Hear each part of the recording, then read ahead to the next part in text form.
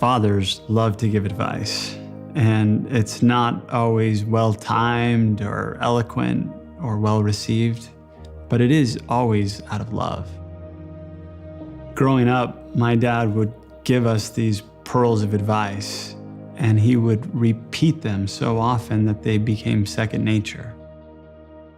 It felt like all he wanted was for these pearls to stick with us. And so for Father's Day, he didn't ask for gifts. He would actually give us his favorite poems and ask us to memorize them.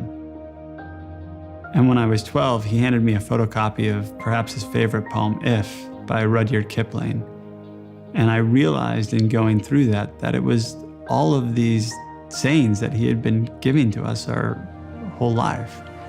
And it's all about a father speaking to his son, talking about what it truly means to be a man. As I was memorizing these lines growing up, I could see scenes from my dad's life attached to every line in the poem. But as I got older, I started to attach my own personal experiences to the poem. And now I can so clearly replay scenes in my head that correspond to each line.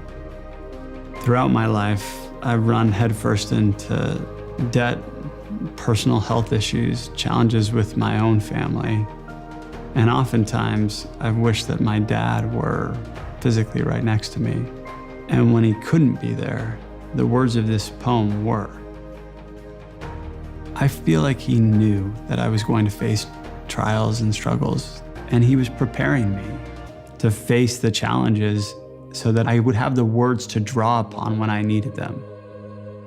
The best gift that I give him was not just to have the words memorized, but to never forget the words or their meaning.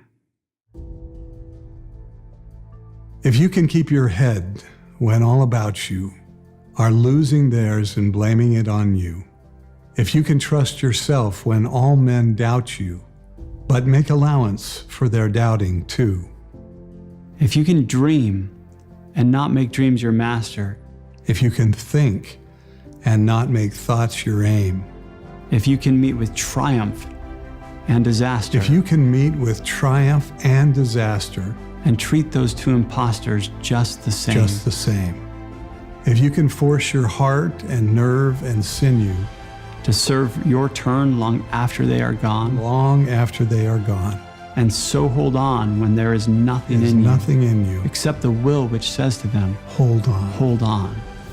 If you can fill the unforgiving minute. If you can fill the unforgiving minute with 60 seconds worth. With 60 seconds worth of distance run. Yours is the earth and everything that's in it. And which is more, you'll be a man, my son.